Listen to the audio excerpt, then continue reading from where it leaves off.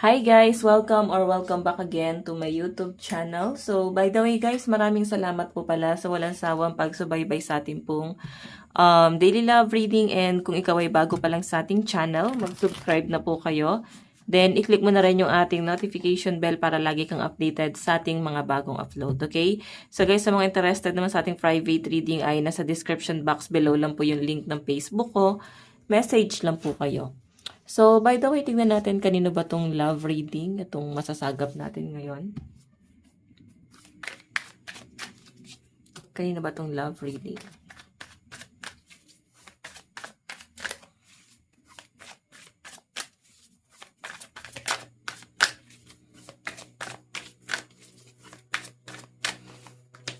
Two of Swords. So, Two of Swords. Nakikita ko yung iba sa inyo, nagkakaroon ka ng hesitation ngayon, no? Hindi mo alam kung mag-aantay ka, kung kakayanin mo ba mag-isa, kung bablock mo, i-unblock mo. Hindi mo mabalanse, no, yung emosyon mo ngayon eh. Sa nakikita ko rito, I think yung iba sa inyo, parang nandun pa kayo sa point na parang gusto mo nang mag-detach, pero attach ka pa, no? Parang gusto mo nang lumayo, pero parang sinasabi ng puso mo na mag-antay ka pa. Okay? So, nandun ka pa sa point na hindi mo maintindihan eh kung pagmamahal ba to. Siguro nanghihinayang or napapaisip ka kung sino yung magiging next relationship nitong tao to, kung sakaling bitawan mo siya or ano na ba yung mangyayari. Ganun yung nasasagap ko dyan, guys. Okay, so tignan natin.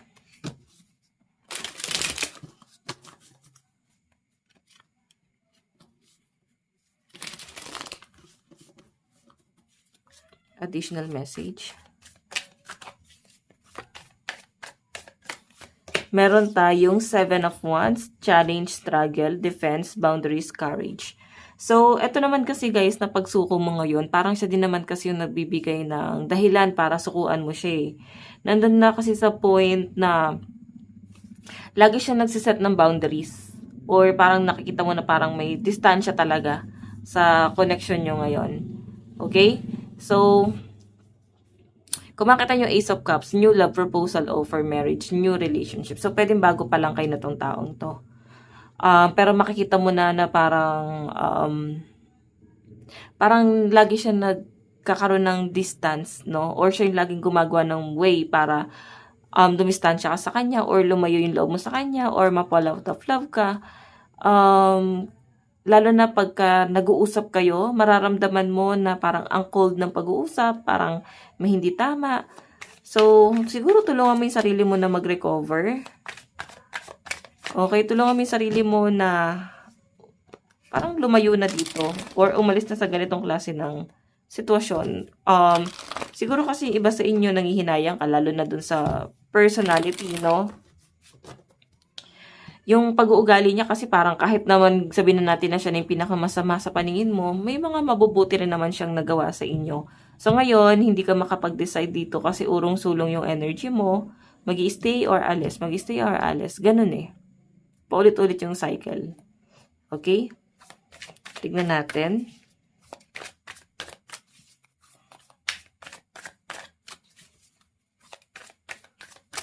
Additional message.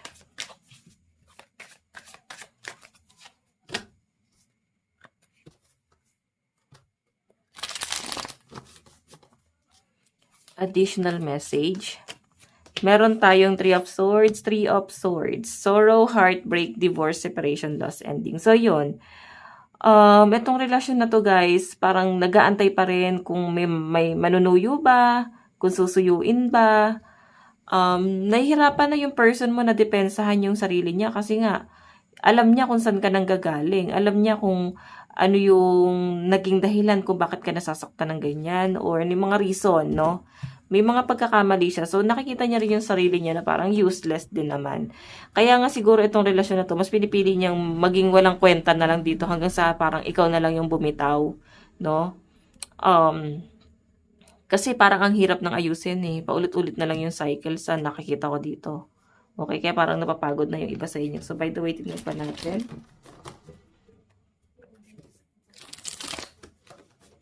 Additional message.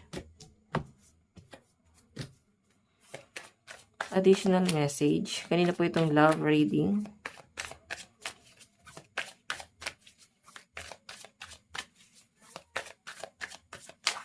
Meron tayong 6 of Cups, pleasure, friendship, meeting, gifts, romance. Okay, so ito naman guys, medyo ano pala. Hindi isang tao yung nakikita ko eh. Maraming attach sa inyo, no? Maraming nagkakagusto sa inyo. May mga times lang talaga na parang pag nakikita mo hindi pinapahalagahan o hindi ka pinapahalagahan or hindi nakikita yung worth mo, dumidistansya ka talaga. Okay, or hindi ka makakontento rito. Ganun yung nakikita ko sa'yo. Aalisan at aalisan mo talaga to. Ayan no, kaysa naman ma-stress ka dito ng matagal na panahon. So, mas pipiliin mo na lang na parang mag-move on, mag-relax, piliin yung sarili. So, naniniwala ba kayo guys na pagka nag-travel ka, dun ka mas makaka-move on. Ngayon, kung nasa bahay ka lang, maliit lang kasi yung, ano mo, yung circle mo, no? Kailangan mo lumabas dun sa comfort zone mo kung gusto mo talaga na mas makarecover dito. Ngayon, kaya rin siguro ikaw nagkakaroon ng hesitation kasi meron ka pang ibang option. Pero yung pinakataong gusto mo talaga, siya yung parang nagkakaroon ng distance dito sa connection nyo. Kaya parang nasasaktan ka. And kung bakit lumalabas yung Three of Swords, I think nasa third party ka kung bakit siya ganyan. Okay? Naging option ka rin na tong taong to. Meron siyang iba na parang mas pinipili niya ngayon. Siguro iba sa inyo, kumikilala talaga ng mga bago. And, meron ako nakitang bago pa ulit dito. So, huwag kang mawala ng pag-asa. Huwag kang hihinto. Okay, so by the way, tignan pa natin. Meron tayong Two of Pentacles. Two of Pentacles, financial decision choice, option, balance, and change. So, ito guys kung bakit din parang itong taong to, may struggle pala to sa financial. Kung bakit medyo defensive, masyadong sensitive. Meron siya malalim na pinanggagalingan talaga ngayon, no? Nakikita ko yung stress. Disappointed din siya sa sarili niya, syempre. Isa siya malaking disappointment sa family niya. Parang ganun yung feeling niya. So, ngayon, ikaw, willing ka naman siyang tanggapin. Basta tulungan niya rin yung sarili niya na parang bumangon. Ngayon kasi parang medyo emotional. By the way, may mga option ka naman. Tumingin ka sa iba, no? Pero kung mahal mo talaga, mahirap talagang sabihin ng ganun-ganun lang yon na parang, iwan mo na. Pag mahal mo, guys, mahirap, promise, pag nandun ka sa sitwasyon. Madaling sabihin pagka ikaw ay okay. Ayun. So, by the way, tignan pa natin. Meron tayong Knight of Swords. Communication has truth teller debate. Okay. So, yung nakikita ko dito guys, madalas parang nagtatalo na kayo hindi na kayo nagkakaintindihan. Mas madalas yung nakikita kong lagi na lang kayo nag-aaway, mas laging mainit din yung ulo niya. Then, pag nag-uusap kayo guys, ikaw parang laging nagpapakumbaba, tapos siya yung parang laging galit. So, ang haba nung pasensya mo dito sa nakikita ko, no?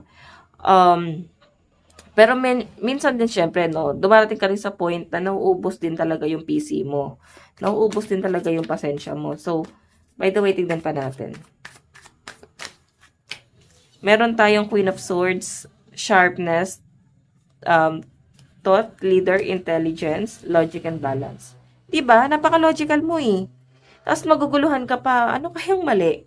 No? Napaka-logical mo na doon sa sitwasyon Mapapaisip ka pa rito, ako kaya yung mali or siya? Kasi iniisip mo na rin dito Parang may mali talaga sa kanya, no? Iniisip mo na rin talaga dito na parang ginawa mo naman lahat. Naging ano ka naman, napaka-misunderstanding. Napaka-ma-understanding tawag. Ganon, mahaba yung pasensya mo. Napaka-logical, kahit sa anggulot, lagi mong tinitignan, na baka kaya ganito, ganyan. So, you're trying to be a positive. Diba? Doon sa sitwasyon. So, yun lang guys. Masyadong negative tong partner na to. Minsan okay din naman siya, pero yun, mararamdaman mo doon sa buong pagsasama niyo, may something talaga. So, by the way, tignan pa natin. Meron tayong Knight of Wands, passion, motivation, energy, fire, lust, action. Okay? So, yung nakikita ko dito guys, Etong Knight of Wands, passionate naman sa'yo to. May iba nagkakagusto sa'yo, ha? Actually, hindi lang iisa yung nakikita ko dito. Attracted ka, ha? Marami nagkakagusto sa inyo, pero mas pinipili mo yung taong masyadong defensive. I think yung iba sa inyo magkakaroon ka ng malaking desisyon din ngayon. Malaking hamon to sa inyo, pero igagrab mo to, no? Siguro iba sa inyo, inisip mo na parang mag-travel na lang kaya, mag-abroad na lang kaya. So, nagiging practical ka ngayon. Okay, mahirap pero susubukan mo talagang makasurvive. Yan yung pinapakita sa akin dito. Okay? Tignan pa natin. Additional message.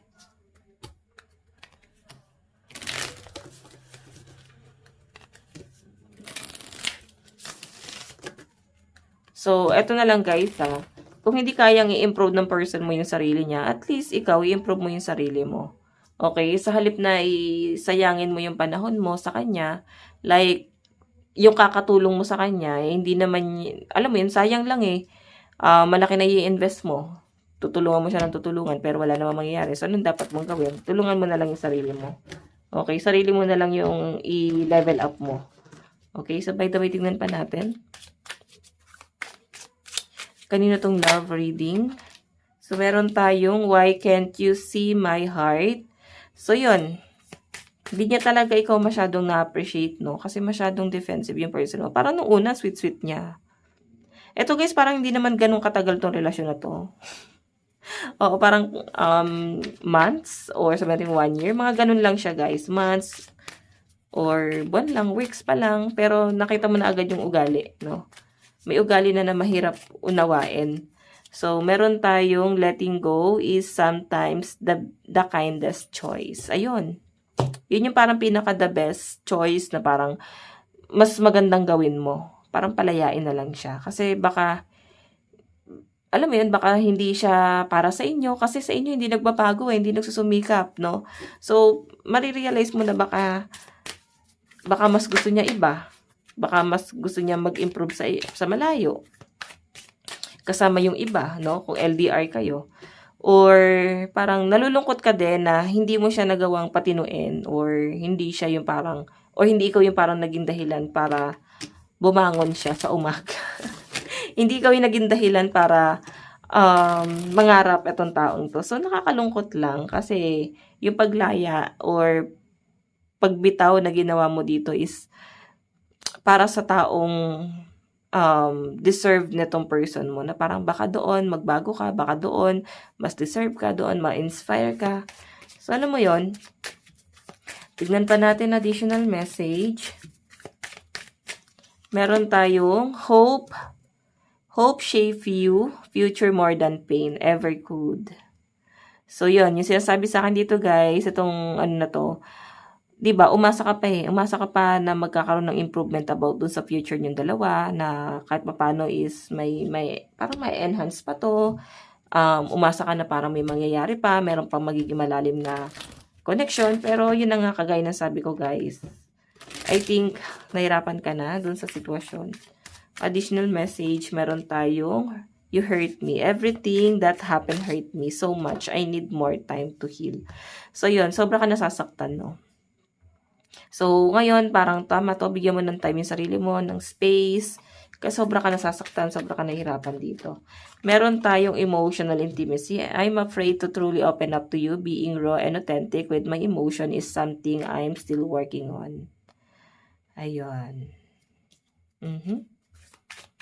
Meron tayong, tignan pa natin. Meron tayong you're my soulmate. It must be written in the star because you must definitely are my destiny. We belong together. Okay, so yan. Soulmate din pala kayo. And ramdam din ng person mo ha na may kakaibang connection talaga kayo. Na baka nga talagang soulmate kayo at may malayo pa. No? Malayo pa yung mararating yung dalawa. Hoping din talaga siya. Pero yun na nga guys, dumating kasi sa point na parang hindi mo na siya maintindihan. Maski siya hindi niya na maintindihan yung sarili niya. Oh. Nagiging defensive siya rito. So, by the way, titignan natin ha. Okay?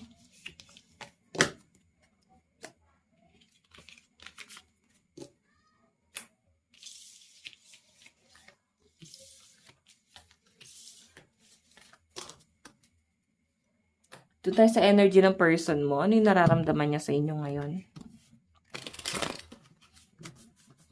Ano yung nararamdaman sa inyo ng person mo ngayon?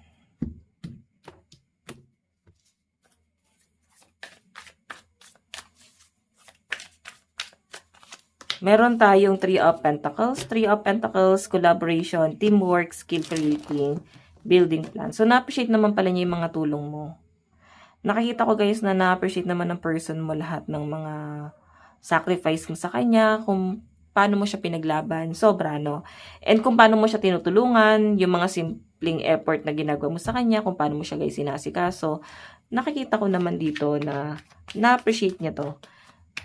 Yes, na-appreciate niya to. So, yung nararamdaman niya sa inyo, 4 of Swords. Ngayon, ano siya, mukhang broken-hearted, no? Parang kailangan niya daw muna ng pahinga, gusto niya mag-heal, gusto niya mag-move on, gusto niya mag-recover dun sa mga hindi lang sakit dahil naghiwalay kayo or dahil nagkakaroon kayo ng conflict kung magkasama pa kayo. Dahil parang patong-patong na yung problema nitong taong to. Hindi niya na alam kung paano gagalaw, hindi niya na alam kung paano uusad sa buhay. Kasi parang daming struggle nito. So, meron tayong The Magician. Medyo manipulative siya, no? Hindi niya na lang din talaga alam kung paano niya i-defend yung sarili niya. Pero sa malinaw kasi na pinapakita sa akin, guys, mukhang masaya to. Mahal ka nito. And ngayon, mukhang minamanifest ka nitong taong to. And kung makikita nyo guys, tinatry niyang kontrolin yung emosyon niya ngayon. Kaya nga ngayon, kung broken-hearted siya, hindi kayo nag-usap masyado, makikita parang tahimik. Kasi mas pinipili niyang mag-heal, no? Mas pinipili niya mag-recover doon sa sitwasyon. Kumbaga parang mas pinipili niya na magpahinga na lang muna. Oo, nasa healing process si person eh. So, yung nararamdaman niya sa inyo guys, na-appreciate ka naman niya. Okay? Kung sa tingin niyo parang sinisiraan ka, wala naman ako nakitang paninira dito. Yung The Magician, medyo minamanipulate ka lang niya. Okay, so tingnan pa natin. Ano naman yung okay. Ano naman yung tingin sa'yo ng person mo ngayon? Ano yung tingin niya sa inyo ngayon? Meron tayong Queen of Swords, Sharpness, Thought, Leadership, Intelligence, Logic, and Balance. Diba matalino ka? Oh, diba? Yun oh. Nakikita kanya na someone na matalino. Sobrang balanse mo lagi sa sitwasyon. Matured. Ikaw yung laging nagde-decide. Ikaw yung parang laging gumagawa ng plano kung paano niya sisimulan yung future. Parang ganon. So, sige, tignan pa natin. Meron tayong Queen of Pentacles, Earth, Mother, Secure, Dependable, Practical, and Grounded. So, yun. Meron ka sigurong, nakadepende ka pa rin ba sa magulang? Or parang feeling niya kasi dito control ka pa rin ng mother mo or ng parents mo, no? Basta may babaeng kumukontrol or may ibang taong kumukontrol sa'yo at nag-expect ng sustento sa inyo. Pwedeng family mo to, sa family or kamag-anak na parang nakadepende. So, ikaw matalino ka, then parang ang dating ka sa person mo, mas pinaniniwalaan mo to. Okay. Tingnan natin. Meron tayong 7 of Pentacles. So, siya gusto niya guys mangarap para sa inyong dalawa. Pero nakikita niya kasi na parang, paano kaya mag-work to? Parang ganun. Paano kaya mag-work tong sa amin? Eh, yung decision mo is nakadepende rin sa iba. Okay, ganun kanya nakikita. So, kung bakit din guys, medyo nasasaktan siya and then undecided din siya sa sitwasyon. So, ano yung magiging plano nitong person mo? Diba? Lagi nyo guys babalansihin. Baka wala lang din naman sa person nyo yung pagkakamali. Baka nasa inyo rin. Hindi lang kayo guys aware dito. Okay? So, tignan natin. Tignan natin ano yung tingin. Oh, okay. Ano yung planong gawin? Ano yung mga gagawing hakbang ng person mo? Kung may plano ba siya? Two Pentacles, nakapokus siya sa finances niya. Medyo magastos siguro yung pakikipagrelasyon niya sa inyo or medyo nauubos na siguro siya. Three of Pentacles, ayun, kailangan niya ng tulong, di niya masabi sa inyo. So, ngayon parang lalaban to, no? Nang nag-iisa. Ayaw niya mag-demand sa inyo, ayaw niya sabihin niya sa inyo na ito yung mga problema. So, Queen of Cups, sensitive, emotional, kind, intuitive, feminine, and caring. Diba? So, yung sabi ko nga sa inyo guys, medyo sensitive yung person mo ngayon or nakikita ka niya na someone na sensitive.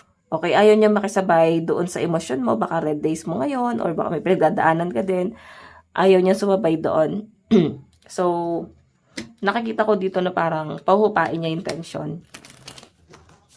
Okay? So, tignan natin additional message. Meron tayong time apart can bring us closer. So, yun, di ba? Kailangan nyo muna ng time sa sarili. And nothing, okay, no time or distance can break our connection. So, yun. Pwedeng LDR nga kayo, hindi kayo masyado nag-uusap. Sobrang busy nitong person na to.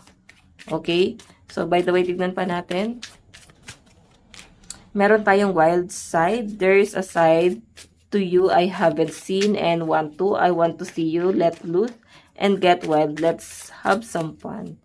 Meron tayong unblock me. So, yun. Blinak mo to. Kasi nakikiusap siya dito na parang unblock mo na ako, kausapin mo na ako. Parang ganun. And soon, I'm going to contact you soon. So, hayaan mo muna siya. Siya na yung may pinagdadaanan ngayon. Kasi sabi niya dyan, kukontakin ka din daw niya. Diba? So, yung gusto mo is parang suyuin ka eh. Or pag-usapan nyo eh. So, by the way, tignan natin. Ano yung gusto niya sabihin sa inyo? Meron tayong I want you. I think about you all the time. So, diba like iniisip? We were always meant to meet. It was written in the star. So, titignan naman natin guys yung zodiac sign ng person mo. Okay.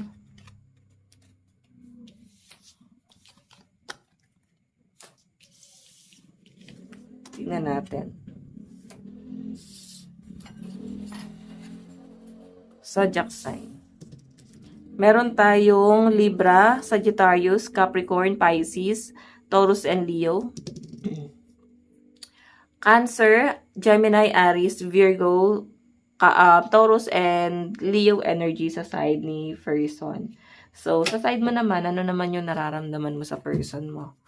Ano yung nararamdaman mo kay person? Meron tayong King of Swords, Logic, Intellectual, Fairness, Truth, Mental Sharpness, The Fool.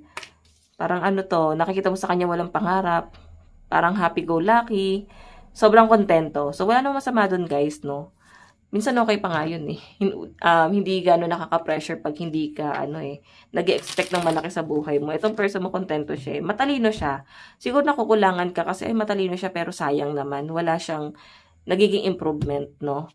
So, gusto mo ng something na i-improve niya pa sa sarili niya kasi nakikitaan mo siya ng potential. Pero yun na nga guys, may ibang nagpapadistract sa kanya dito. Okay? So, by the way, tignan pa natin. Ano naman yung